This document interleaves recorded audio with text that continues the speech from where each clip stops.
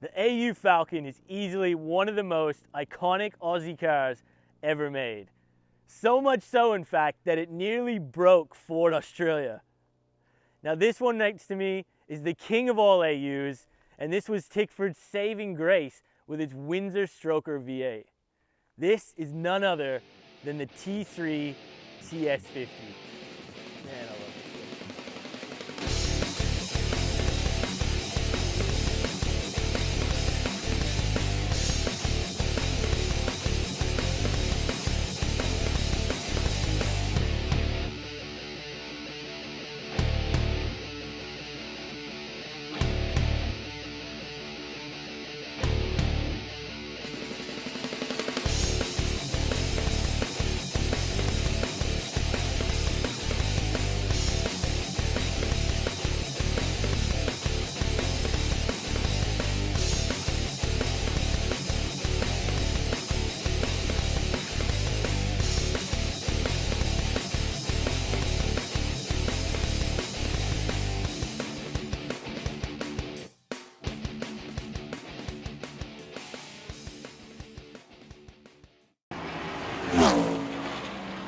Hey everyone, and welcome back to another Ross Reviews.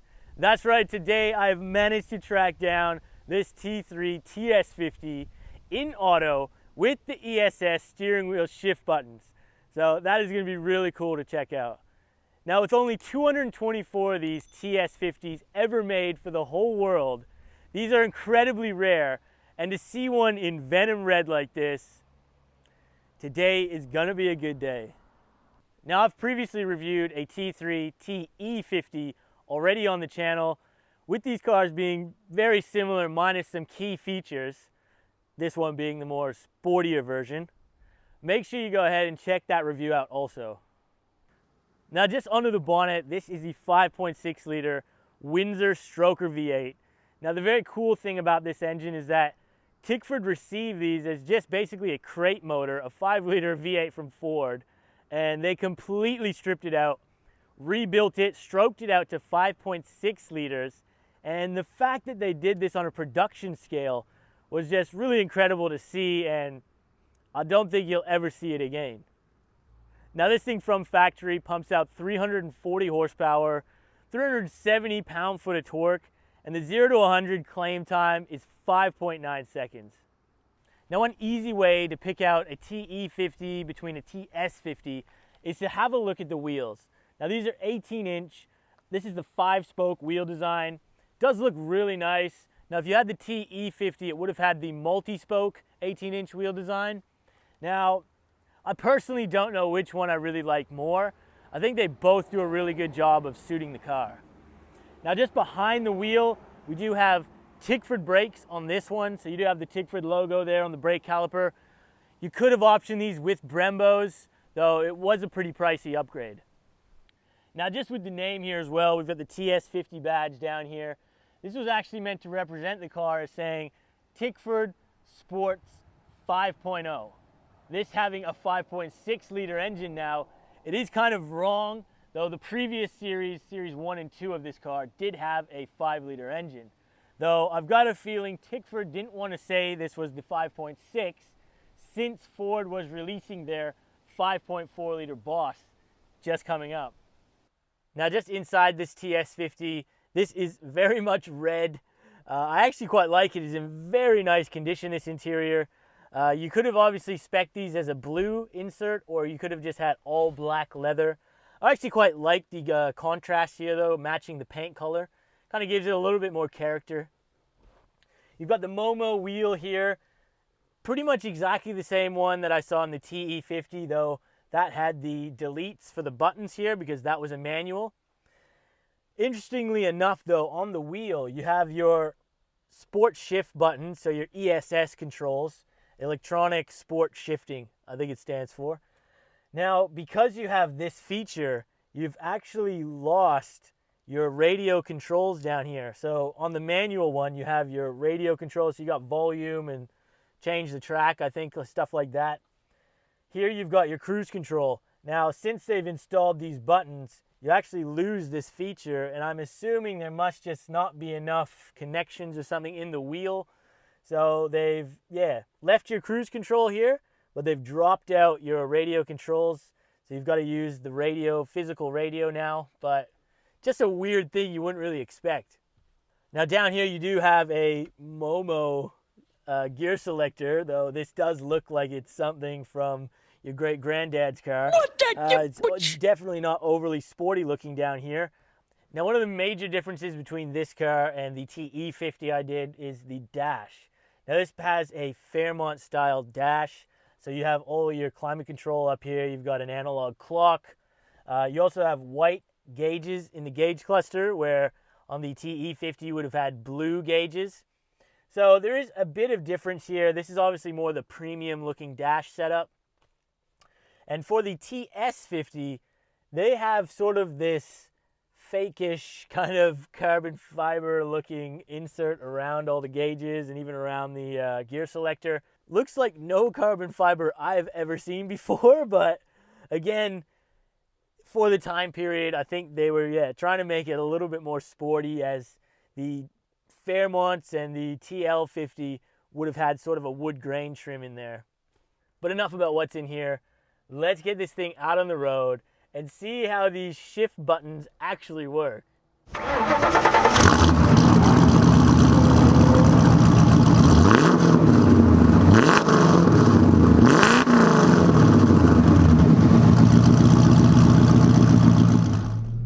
give it a little bit here.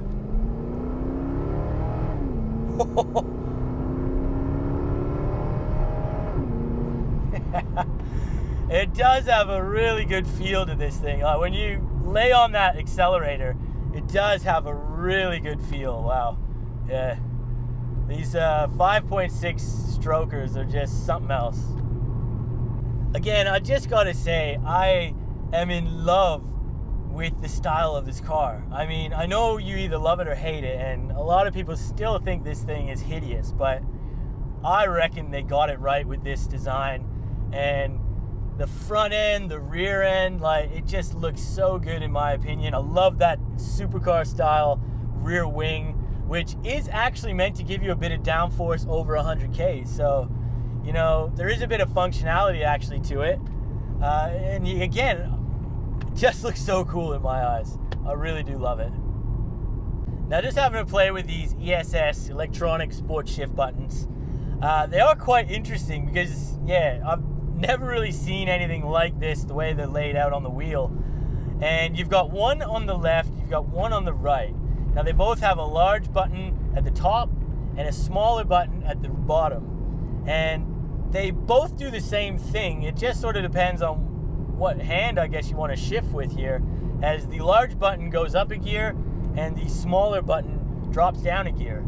So I guess, if you're using something, or, you know, depending on what way you're turning, you can swap hands for whichever way you want to switch gears here. But they seem to work pretty cool. You know, you just tap the button, drops down pretty decently quick, and send it a bit, tap it again, goes up a gear. So haven't really seen anything like this in any other car. Now let's get into the 5 questions here. We'll start off with sound. So let's see how this thing sounds. And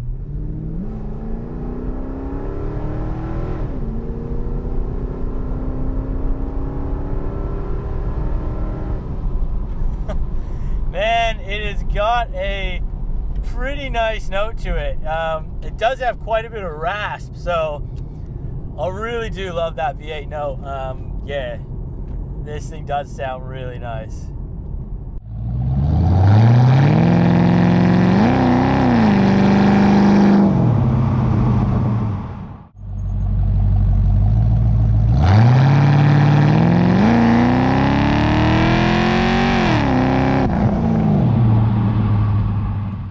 Now, Practicality, well, for a very limited production sort of collector piece car, you know, this thing is quite practical in the fact that, you know, it's large. You can comfortably sit, 5 adults in this thing.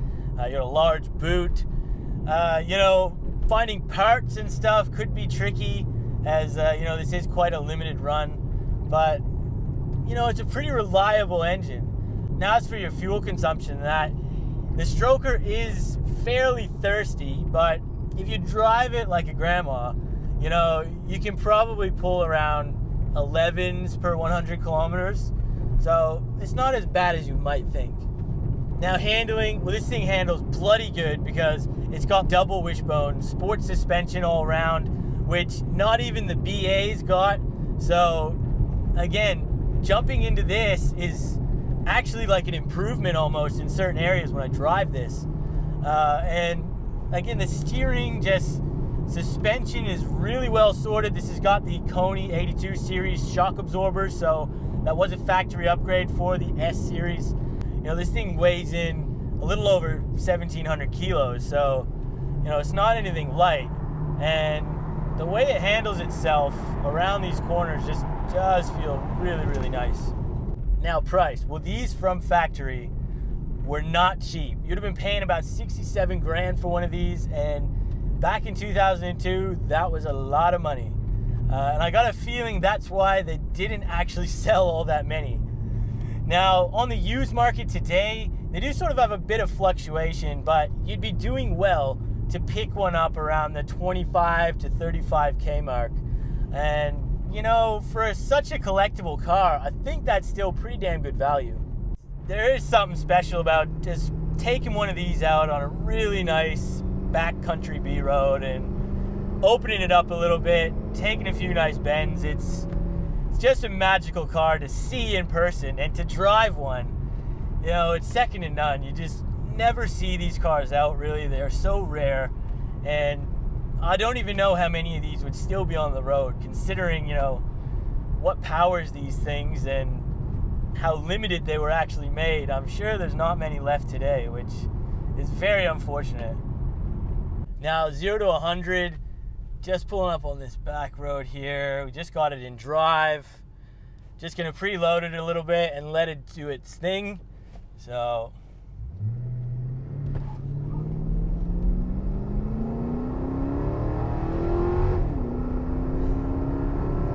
$100. Wow, yeah, it definitely feels a little bit less extreme as the manual I reviewed, but again, you do have a lot more control in a manual, and I believe that one I had might have had a tune on it, so could have had a little bit extra horsepower. But man, for the time period, and, you know, being just in sticking it in drive mode and just letting it go, man, it does pretty well. And once this thing hits like 3,000 RPM, you can really feel it start to ramp up a bit, and it's gone. Yeah, once it's up in the rev range, yeah, it sounds bloody good while it's doing it.